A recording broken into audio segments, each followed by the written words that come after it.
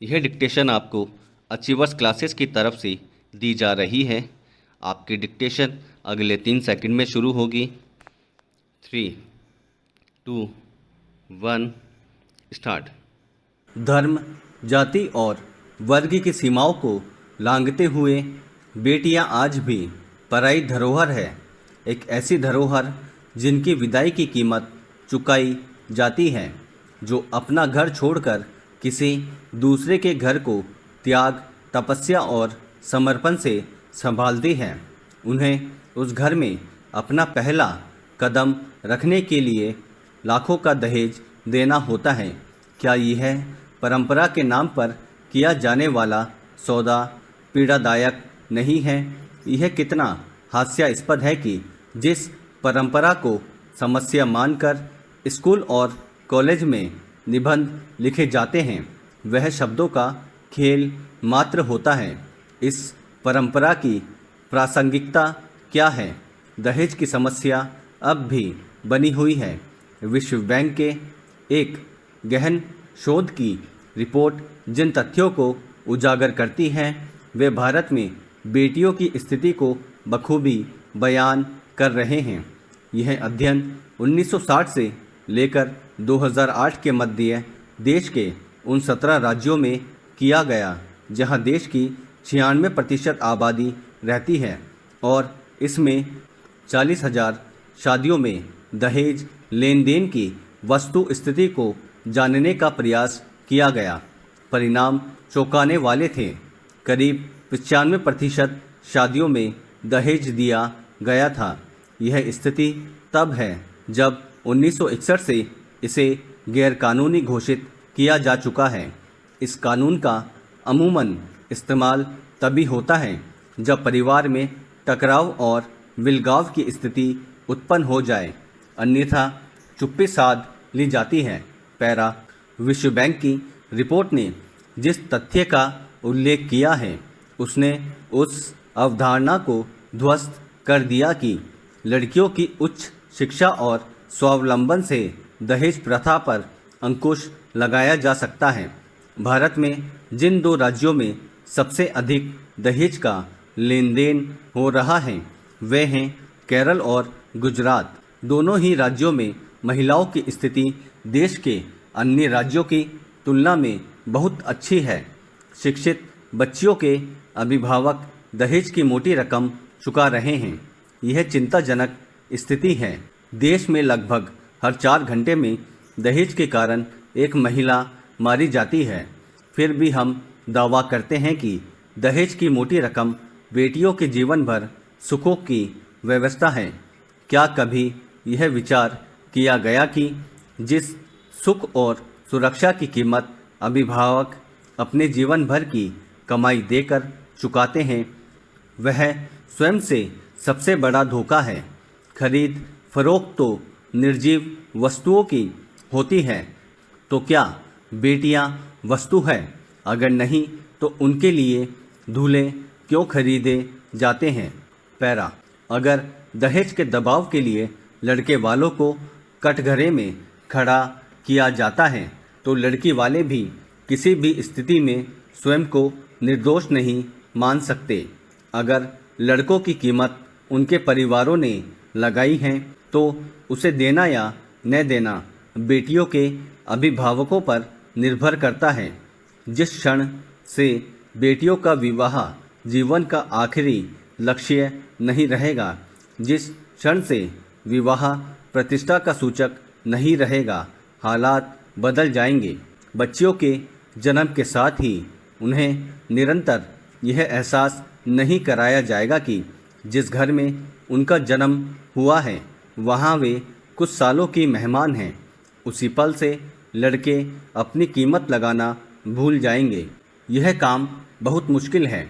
1 या 2 परिवारों की सोच बदलने भर से दहेज मुक्त भारत का मार्ग बहुत कठिन है।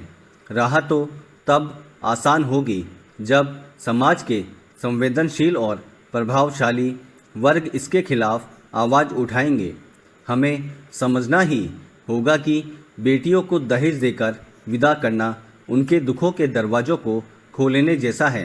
पैरा। प्राइवेट स्कूल सुनते ही हमारे मन में एक ऐसे स्कूल की कल्पना जागती है जो सभी सुविधाओं से लैस है और जहां समाज के अपेक्षाकृत धनी वर्ग के बच्चे पढ़ते हैं। यह पूरा सच नहीं है।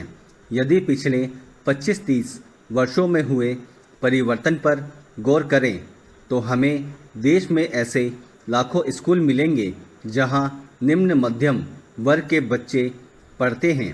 कई ऐसे बच्चे भी इन स्कूलों में भेजे जाते हैं जिनके माता पिता की आमदनी बहुत कम है। इसी आमदनी में से कुछ पैसे बचाकर वे अपने बच्चों को प्राइवेट स्कूलों में भेजते हैं। ऐसे अधिकतर स्कूल बच्चों से मिली हुई फीस से ही चलते हैं। यदि यह फीस मिलनी बंद हो जाए तो ये स्कूल चल नहीं सकते। महामारी के कारण कुछ ऐसे ही हालात पैदा हुए हैं। पिछले साल ही स्पष्ट होने लगा था कि कोरोना महामारी में बच्चों का वर्तमान और भविष्य दोनों ही गहराई से प्रभावित होंगे। इस प्रभाव को जांचने का कोई विशेष प्रयास अभी तक शुरू भी नहीं हुआ है और राज्यों से खबरें आने लगी है कि बहुत से बच्चों का इस साल की छुट्टियों के बाद स्कूल में पुनः नामांकन नहीं हुआ है। हरियाणा सरकार ने यह जानकारी दी है कि करीब 12.5 लाख बच्चे इन प्राइवेट स्कूलों से दूर हो गए। ये बच्चे कहाँ गए? जाहिर है कि इन बच्चों के माता पिता कोरोना महामारी के दौरान अपनी आमदनी को बनाए रखने में असमर्थ थे और वे प्राइवेट स्कूल की फीस नहीं दे पाए। पैरा, अगर सरकारी स्कूलों में इन बच्चों को प्रवेश दिया जाता है तो सरकारी स्कूलों को अपना ढांचा फैलाना होगा। वैसे ही स्कूलों की और अध्यापकों की समस्या बनी रहती है। अध्यापकों की नियुक्ति कई वर्षों से लगातार प्रभावित होती रही है। समस्या इतनी आसानी से सुलझने वाली नहीं है क्योंकि कुछ सर्वेक्षण दिखाते हैं कि कोरोना महामारी से प्रभावित लाखों बच्चे काम में व्यस्त हो गए हैं और कई लड़कियों की शादी हो गई है। कई अभिभावकों ने बच्चों को खेती बाड़ी के काम में भी लगा दिया है। आशय यह है कि सर्व शिक्षा अभियान के तहत और शिक्षा के अधिकार कानून के क्रियान्वयन से जो प्रगति स्कूलों में बच्चों की भर्ती और उनको स्कूलों में बनाए रखने के क्षेत्र में हुई थी उसको पिछले 1.5 साल में रखने के क्षेत्र में हुई थी उसको पिछले 1.5 साल में काफ़ी धक्का पहुंचा है। पैरा, यदि सिर्फ साक्षरता की दृष्टि से शिक्षा को देखें तो भी स्पष्ट है कि आने वाले वर्षों में देश में निरक्षर बच्चों की संख्या बहुत बढ़ जाएगी।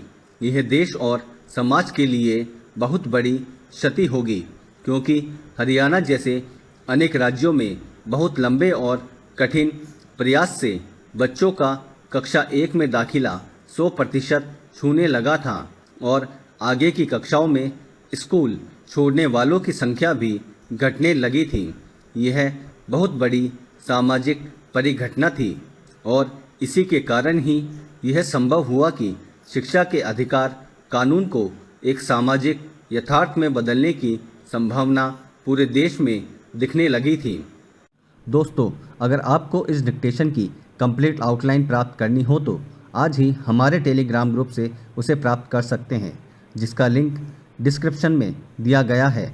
और आगे भी अगर आप इसी तरह की डिक्टेशन और आउटलाइन प्राप्त करना चाहते हैं तो बेल आइकन पे क्लिक करना ना भूलें और सब्सक्राइब करें। Thank you.